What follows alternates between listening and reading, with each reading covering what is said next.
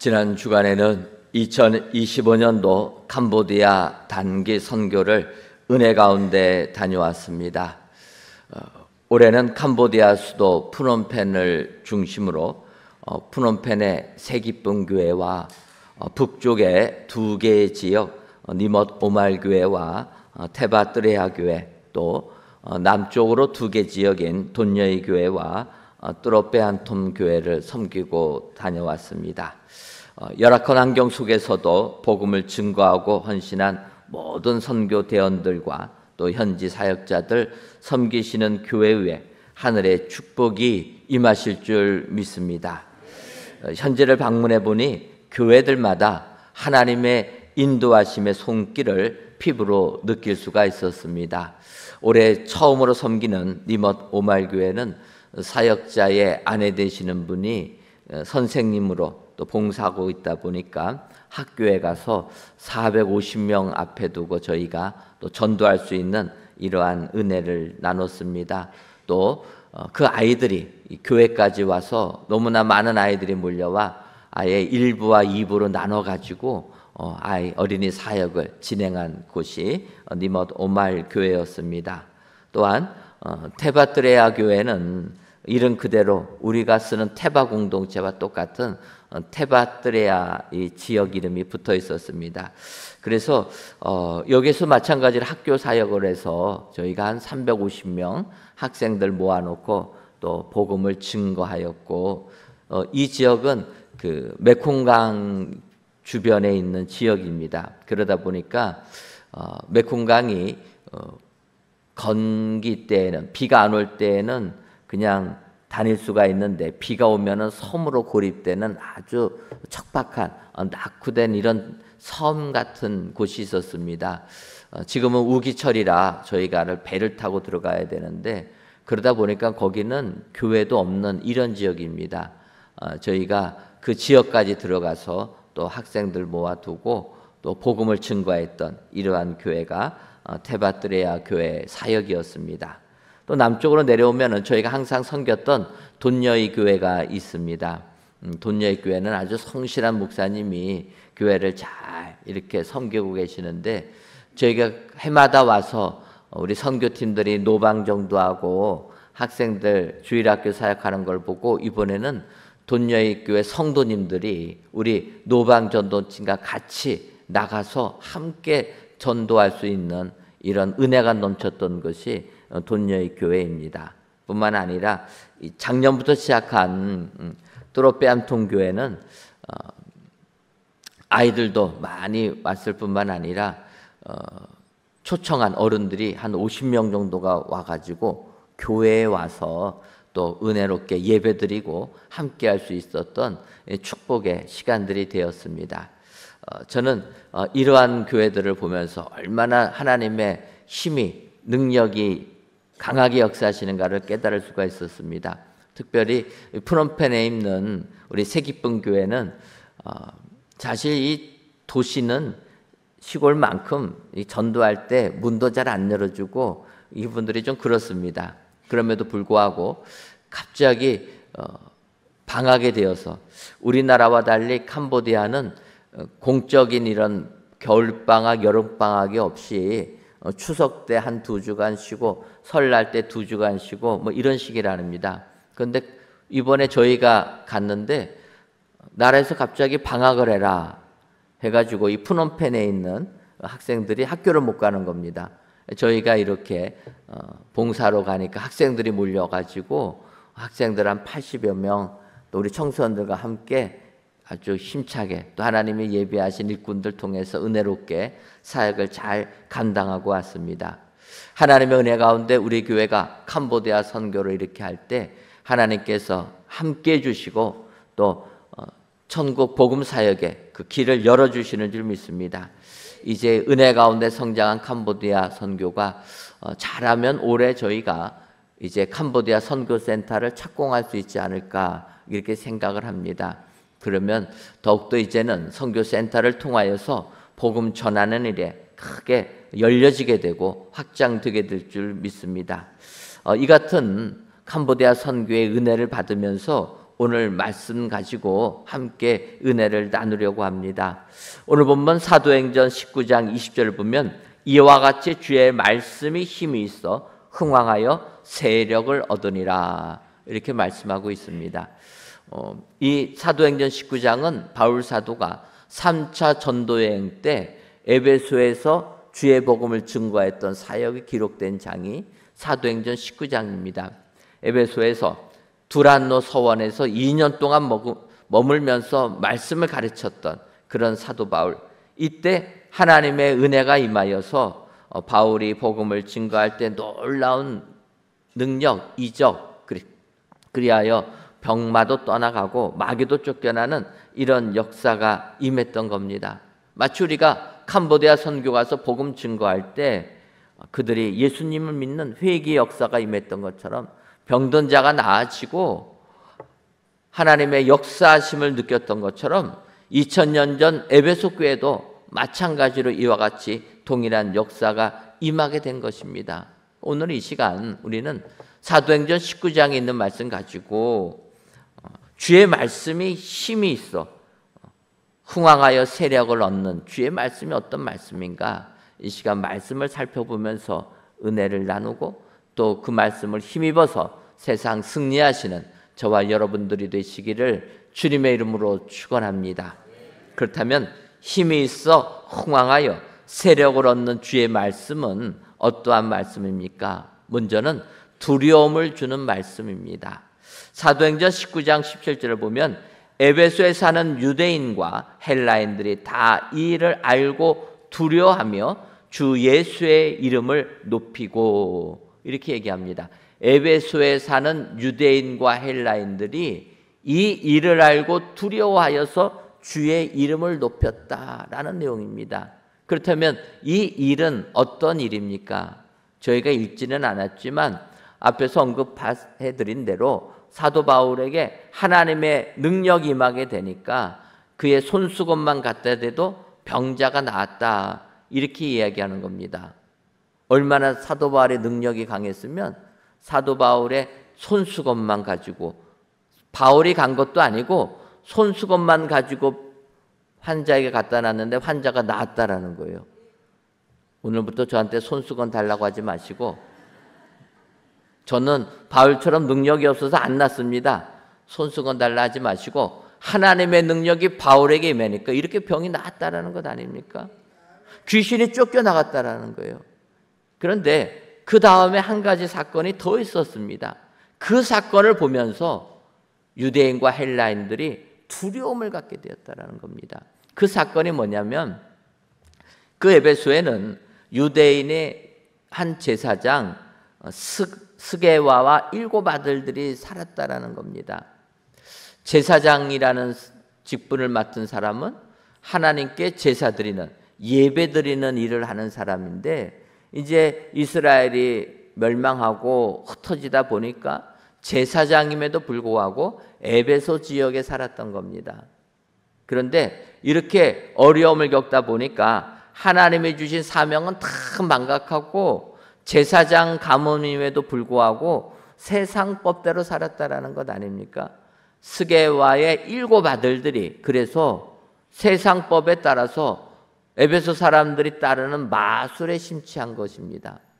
말씀에 가득 차야 되는데 세상 사술에 그냥 휩싸여 버린 겁니다. 그런 스게와의 7 아들들이 사도 바울이 에베소에 와서 복음을 전하고 병이 낫고 귀신이 쫓겨가는 것을 보면서 그들이 그 신앙을 시험한 겁니다. 그래서 이렇게 얘기합니다. 예수님을 믿고 얘기한 게 아니라 시험 삼아서 이야기했다라는 거예요. 악귀 들린 자들에게 주 예수의 이름을 불러 말하되 내가 바울이 전파하는 예수를 의지하여 너희에게 명하노니 귀신아 물러가라. 여러분, 예수 그리스도의 이름이 능력이 있는 줄 믿습니다. 예수님의 이름으로 마귀에게 명하면 마귀가 물러가게 되는 줄 믿습니다. 우리가 귀신을 내쫓을 때도 예수 그리스도의 이름으로 명하노니 귀신아 물러가라 그러는 것 아닙니까? 예수님의 이름이 능력이 있는 겁니다. 그런데 그 예수님의 이름을 믿을 때 그 능력이 임하는 것 아닙니까? 하나님의 자녀된 자에게 권능을 주신다라고 이야기하는 겁니다. 하나님의 자녀가 되려면 하나님을 믿어야 되는 게 우선한다라는 거예요. 문제는 이 스게와의 7 아들들은 하나님을 믿은 게 아닙니다. 믿지 않고 바울이 귀신을 내쫓는 것을 보고 시험 삼아서 명한 거예요. 귀신에게 명한 겁니다. 뭐라고 명했습니까? 바울이 전파하는 예수를 의지하여. 내가 믿는 예수님이 아니라 바울이 전파하는 예수를 의지하여 너희에게 명하노니 귀신아 물러가라. 이러면 귀신이 물러가겠습니까?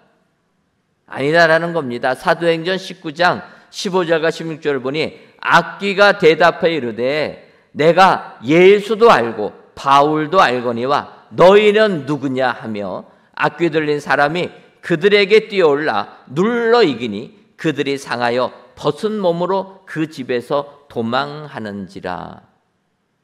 귀신 들린 자가 뭐라고 얘기합니까? 내가 예수님도 알고 사도 바울도 아는데 너희는 누구냐? 귀신같이 말하는 것 아닙니까? 귀신이 아는 거예요. 그래서 믿음 없이 예수님 믿지 않고 시험 삼아서 이야기했던 스게와 7 아들들에게 귀신 들린 자가 달려드는 것 아닙니까? 여러분, 귀신이 들리면 우리가 생각하는 힘하고 차이가 엄청나는 것 아닙니까? 못 이기는 겁니다. 그러니까 귀신 들린 자가 7 아들들에게 달려들었는데, 아니 7 아들이 귀신 들린 자 하나를 제어를 못하는 것 아닙니까? 뭐라고 얘기합니까? 그들을 눌러 이겼다. 다 모조리 때려 눕혔다라는 겁니다. 그래서 그들이 도망가서 온몸 옷도 다 벗어버리고 맨몸으로 도망가는 일이 있었다라는 겁니다. 이것을 보고 에베소에 사는 유대인과 헬라인들이 두려움을 갖게 되었다라는 겁니다. 여러분, 우리가 신앙생활할 때 영적인 두려움을 갖는 것은 참으로 복된 겁니다. 그들이 그 상황을 보고 하나님의 능력을 바라보면서 두려워했다라는 거예요. 요즘 이 세상 사람들은 하나님의 말씀을 전파해도 두려워하지를 않습니다. 겁내는 게 없는 거예요. 내가 세상의 지식을 가지고 세상의 권력을 가지고 세상의 물질을 가지고 있으면 하나님 앞에서도 두려워하는 게 아닙니다. 그런데 그들은 예수님의 능력을 보고 두려워했다라는 겁니다. 여러분, 하나님의 말씀이 임하게 되면 두려움을 주는 겁니다. 그 영적인 두려움은 우리에게 복이 되는 줄 믿습니다. 그래서 우리도 주의 말씀이 임할 때 하나님 앞에서 고개 들고 사는 게 아니라 하나님 앞에 겸손하게 무릎 꿇는, 하나님 이름 앞에 두려움을 갖는 것, 이것이 주의 말씀의 능력이 되는 줄 믿습니다. 야곱도 마찬가지 아닙니까? 형 에서가 자기를 죽이려고 하니까 바단 아람으로 도망을 가게 됩니다. 도망가다가 꿈에 하나님 만나지 않습니까? 만난 야곱이 창세기 28장 16절과 17절에서 이렇게 고백합니다. 야곱이 잠에 깨 이르되 여호와께서 과연 여기 계시거늘 내가 알지 못하였도다. 이에 두려워하여 이르되 두렵도다. 이곳이여 이것은 다름 아닌 하나님의 집이요 이는 하늘의 문이로다 하고. 야곱이 꿈에서 하나님을 만난 다음에 꿈에서 깨어나서 한 고백이라는 겁니다. 하나님이 과연 여기 계시거늘 내가 알지 못해서 힘들게 살았구나. 하나님이 오늘 이 자리에 우리와 함께 계시는 줄 믿습니다. 하나님이 함께 계신 것을 깨달은 그가 이르되 두려워하여 이르되 두렵도다. 여러분, 하나님 만나는 곳에 하나님의 이름 앞에 우리는 두려워할 줄 알아야 되는 겁니다. 야곱이 두려워했다라는 거예요.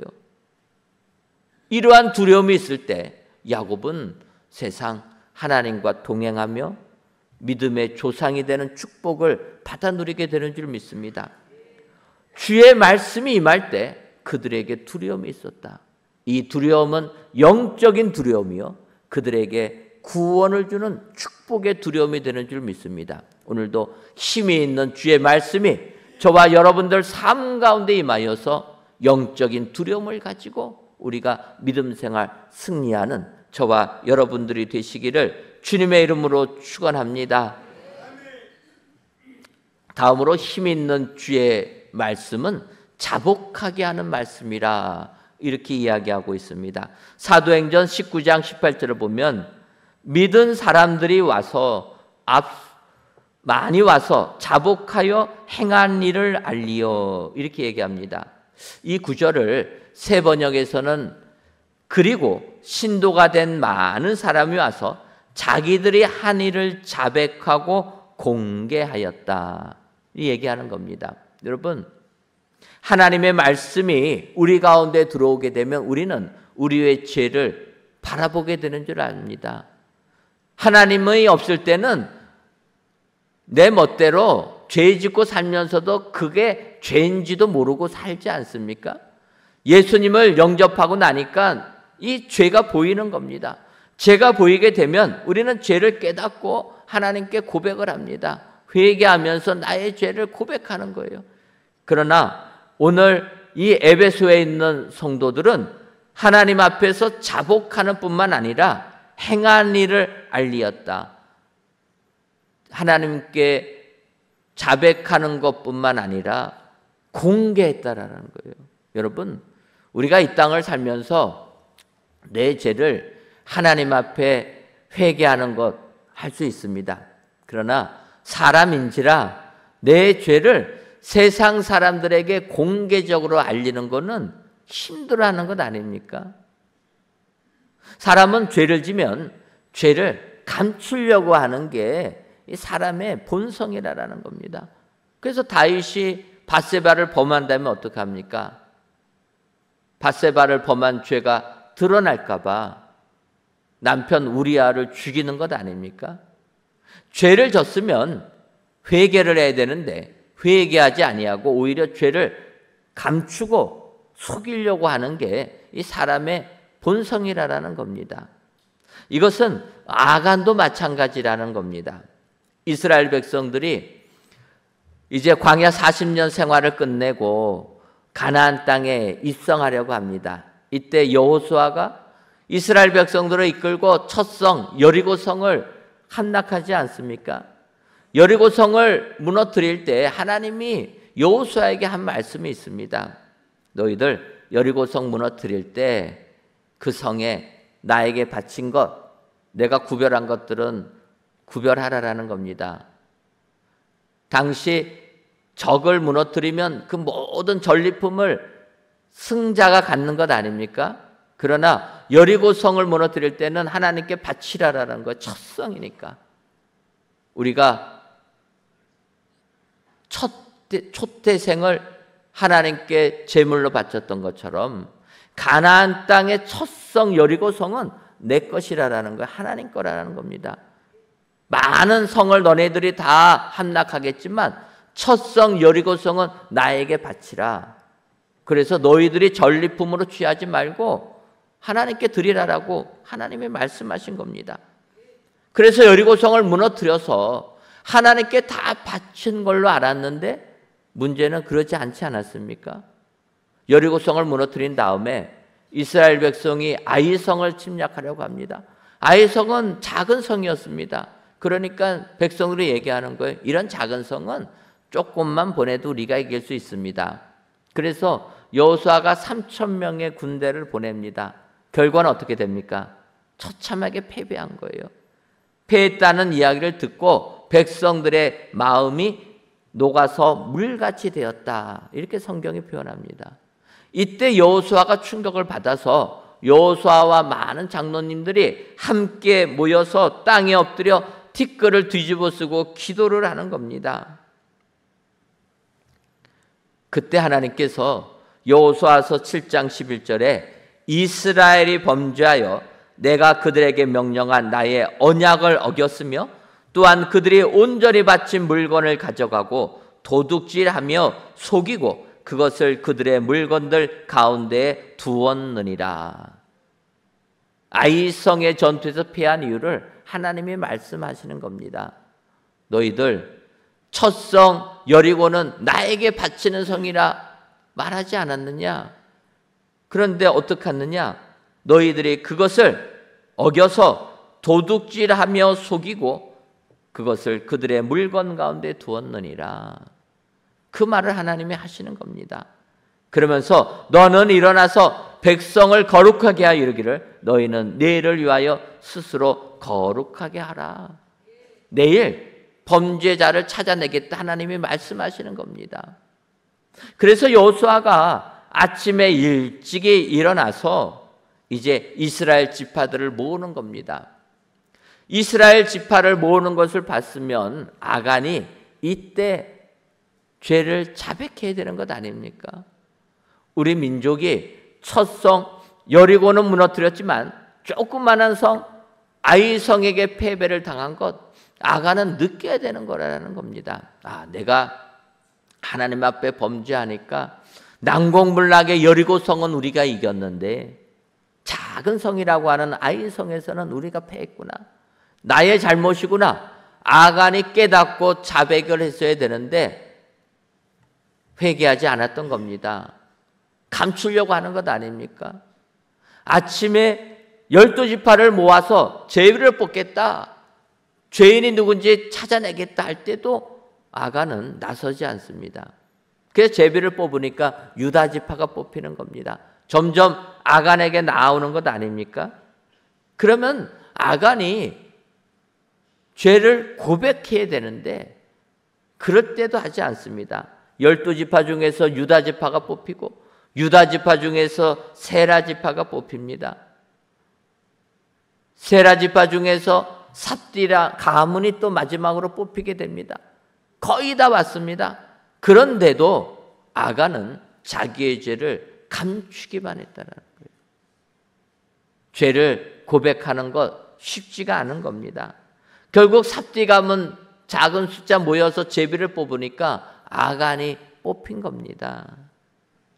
이때 여호수아서 7장 19절에 이렇게 합니다. 그러므로 여호수아가 아간에게 이르되 내 아들아 청하노니 이스라엘 하나님 여호와께 영광을 돌려 그 앞에 자복하고 내가 행한 일을 내게 알게 하라. 그 일을 내게 숨기지 말라 하니. 여호수아가 아간에게 이야기하는 겁니다. 너의 죄를 자복하라. 스스로 고백하라라는 것 아닙니까? 아간은 자기가 지은 죄 회개할 수 있는 자복할 수 있는 기회가 수많이 있었는데 그 모든 기회를 다 놓쳐버리고 끝까지 자기 죄를 숨기기에만 급급했던 사람이라는 겁니다. 결국 마지막 자기가 뽑히고 나니까 그제서야 자기가 지은 죄를 고백하는 겁니다. 아간이 이렇게 고백합니다. 시날산의 아름다운 외투 한 벌과 은 200세겔과 그 무게가 50세겔 되는 금덩이 하나를 보고 탐내어 가져간 나이다. 아간이 하나님의 명령은 다 잊어버리고 여리고 땅을 점령하고 나니까 어떤 게 있습니까? 아름다운 옷이 있는 겁니다. 여러분 지금도 명품 옷 있으면은 입고 싶은 것 아닙니까? 명품 옷이 있으니까 그거 훔친 겁니다. 또 뭘 훔쳤습니까? 은 200세겔과 무게가 50세겔 되는 금덩이 하나를 보고 탐내어 가져갔다. 지금도 여러분 금 있으면은 얼마나 비쌉니까? 귀하고. 금이 그렇다라는 겁니다. 그래서 우리나라도 요즘에 그런 기사 나온 것 있지 않습니까? 어떤 분이 돌아가셨는데 돌아가시는 분이 금목걸이 차고 있었던 거예요. 금목걸이 이렇게 검시하는 사람이 그거 슬쩍 했다가 똑같다라는 겁니다. 금 보니까 하나님의 말씀은 다 잊어버리고 훔치게 되는 거예요. 아간은 훔친 다음에 회개할 기회가 있었다라는 겁니다. 제비를 뽑으면서도 회개할 기회가 있었는데 끝까지 회개하지 않았다라는 게 문제라는 거예요. 하나님은 회개하는 자 용서해 주시는 줄 믿습니다. 잠언 28장 13절을 보면 자기의 죄를 숨기는 자는 형통하지 못하나 죄를 자복하고 버리는 자는 불쌍히 여김을 받으리라. 약속해 주는 것 아닙니까? 죄를 자복하고 죄를 버리는 자는 불쌍히 여겨주신다라는 거예요. 그래서 그 죄를 용서해 주시는 분이 우리 하나님이신 줄 믿습니다. 아간은 회개할 기회를 다 놓치고 끝까지 부정하다가 감추려고 하다가 마지막 들통이 나니까 그제 얘기합니다. 그거는 늦은 것 아닙니까? 성경은 뭐라고 얘기합니까? 결국 온 이스라엘이 아간과 그의 식구들, 그들이 키우는 육축들까지 돌로 치고 불살라 죽여버리고 말았다라는 겁니다. 회개할 기회를 놓치니까 죽음으로 끝나는 것 아닙니까? 여호수아서 7장 26절을 보면 그 위에 돌 무더기를 크게 쌓았더니 오늘까지 있더라. 여호와께서 그의 맹렬한 진노를 그치시니 그러므로 그곳 이름을 오늘까지 아골골짜기라 부르더라. 우리가 잘 아는 아골골짜기가 여기에서 나오게 되는 겁니다. 아골골짜기는 그래서 괴로움의 골짜기라는 거예요. 오늘 주의 말씀이 임하면 자복하게 되는 축복이 임하게 되는 줄 믿습니다. 죄를 하나님께 내어놓는 것은 우리에게 축복이 되는 줄 믿습니다. 세상에서는 죄를 숨기기에 급급하지만 하나님 앞에서 그 죄를 내려놓을 때 주님으로부터 불쌍형을 받아 우리는 세상을 도리어 이기는 자가 되는 줄 믿습니다. 오늘도 힘 있는 주의 말씀은 우리로 자복하게 하는 말씀이라. 지은 죄 있다라면 주님 앞에 나오셔서 회개하심으로 하나님의 은혜를 풍성하게 받으시는 저와 여러분들 되시기를 주님의 이름으로 축원합니다. 마지막 세 번째로 힘이 있는 주의 말씀은 우상을 불사르는 말씀이라 이렇게 얘기합니다. 사도행전 19장 19절을 보면 또 마술을 행하던 많은 사람이 그 책을 모아가지고 와서 모든 사람 앞에서 불사르니 그 책값을 계산한 즉 은 5만이나 되더라. 마술을 행하던, 바꿔 말하면 우상에 쌓여서 살던 사람들이 자기들이 배우려고 했던 그 마술책들 가지고 나와서 모든 사람 앞에서 불사르니까 그 책값만 해도 5만이나 되었다. 요즘으로 계산해서 노동자 하루 품값을 10만 원으로 계산하면 한 50억. 요즘에 노동자 하루 품값이 좀 올라서 20만 원이라 하면 100억 정도에 되는 가치라는 거예요. 에베소에 있는 사람들이 주의 말씀을 받아들이니까 지금까지 자기들이 배우려고 했던 마술책들 다 가지고 와서 가차없이 불살라 버렸다라는 겁니다. 여러분, 주의 말씀이 임하면 우상을 불살라 버리는 능력이 임하게 되는 줄 믿습니다. 우상을 깨끗하게 버릴 수 있는 힘, 이게 주의 말씀이 임하는 것 아닙니까? 여러분, 우리에게 있어서 우상은 어떤 겁니까? 예수님께서 말씀하시는 겁니다. 하나님과 재물을 겸하여 섬기지 못한다. 재물을 그 예수님이 하신 헬라로 보게 되면 맘몬이라고 하는 것 아닙니까? 맘몬은 다른 말로 우상이라고 하는 겁니다. 하나님과 우상을 겸하여 섬길 수 없다. 지금 우리가 사는 이 세상은 어찌 보면 우리의 우상이 물질이 될 때가 얼마나 많이 있습니까? 물질이 있으면 다 되는 것 아닙니까? 그래서 사람들이 물질 쌓는 데만 혈안이 되어서 물질 얻는 거에만 힘을 다하는 것입니다. 그런데 주의 말씀이 임하면 우리 안에 있는 우상 불살라 버린다라는 거예요. 그 가치가 얼마나 됐든지 에베소에 사는 사람들은 50억이 더 되는 가치가 되는 것들, 마술책, 무상책 아닙니까? 불살라 버렸다라는 거예요.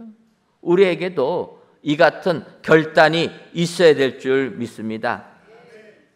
마치 사울왕처럼 하나님께서 아말렉 진멸하라 이야기하니까 사울왕 어떻게 진멸합니까? 하나님이 진멸하라고 할 때는 다 불살라 버리라, 없애버리라 하는데 사울은 그렇지 아니했다라는 겁니다. 사무엘상 15장 9절을 보면 사울과 백성이 아각과 그의 양과 소의 가장 좋은 것 또는 기름진 것과 어린 양과 모든 좋은 것을 남기고 진멸하기를 즐겨 아니하고 가치 없고 하찮은 것은 진멸하니라. 하나님께서 이스라엘 백성들 출애굽할 때 그들의 갈 길을 막았던 아말렉 민족, 사울이 왕이 됐을 때 하나님이 명한 겁니다. 이 민족, 이스라엘 백성들 출애굽해서 가나안 들어가는데 그 길목마다 막은 민족이라 이들은 멸해야 된다. 사울이 왕이 됐을 때 명하신 겁니다. 그러면서 이 아말렉 족속은 완전히 다 없애버리라라는 거예요. 하나님의 뜻을 가로막은 민족이니까 없애버리라. 사울과 그의 백성들은 어떡합니까? 다 죽이라는 하나님의 말씀, 그들의 금은 보화는 다 불살라 버리라는 하나님의 말씀, 그래서 진멸시키라는 말씀을 선택적으로 했다라는 거예요. 아각 왕을 잡아서 죽이지 않습니다. 왜냐하면 사울은 어떤 생각합니까? 내가 적의 왕을 포로로 잡은 능력의 왕이라 자기 드러내려고 하는 것 아닙니까? 그들이 가지고 있던 양과 소의 가장 좋은 것, 기름진 것들은 불살라 버리지 않았다라는 거예요. 그리고 그들이 하나님의 말씀에 따라서 진멸한 것은 무엇입니까? 가치 없고 하찮은 것은 진멸하니라. 여러분, 우리가 이 세상을 살 때 이와 같이 할 때가 얼마나 많이 있습니까? 성경이 이야기하는 겁니다. 하나님의 말씀이 임하면 우상을 불살라 버리는 사람들이 된다라는 겁니다. 오늘도 나에게 있는 우상이 무엇인지 돌이켜 보시기를 바랍니다. 내가 무엇을 우상 삼고 있는가? 물질을 우상 삼고 있는가? 나의 자녀를 우상 삼고 있는가? 나의 일을 우상같이 일 중독에 빠져서 살고 있지는 아니한가? 하나님의 말씀이 임하면 나의 우상은 다 불태워버리는 역사가 임하게 되는 줄 믿습니다. 내가 하나님보다 우선하는 것은 우상이 되는 것을 알고 그 우상되는 것은 없앨 때 오히려 하나님의 은혜가 우리 가운데 임하게 되는 줄 믿습니다. 힘 있는 주의 말씀이 우리에게 임하게 되면 우상을 다 없애버리는 능력자가 된다. 오늘도 우리의 삶을 돌이켜보시고 나에게 있는 우상, 주의 말씀이 임하여서 다 불살라버려 주께 영광을 돌리시는 은혜의 모든 성도님들이 되시기를 주님의 이름으로 축원합니다. 기도하겠습니다. 하나님, 물질이 우리를 유혹하는 이 세상에서 한 주간의 삶을 살다 이 시간 하나님만을 섬기기 위하여 이 성전에서 또는 각 예배초소에서 귀한 예배를 드리게 하시니 감사합니다. 이 시간 힘이 있는 주의 말씀이라는 제목으로 말씀을 주었사오니 힘이 있는 주의 말씀을 통하여 우리는 세상을 이기게 하여 주옵소서. 힘 있는 주의 말씀은 두려움을 주는 말씀이고 자복하게 하는 말씀이며 우상을 불사르는 말씀임을 알아 오늘도 탐심을 내어놓고 오직 하나님만을 섬기는 저희들이 되게 하셔서 우리 주님으로부터 칭찬을 듬뿍 받는 은혜의 모든 성도님들이 되게 하여 주옵소서. 예수님의 이름으로 기도하옵나이다. 아멘.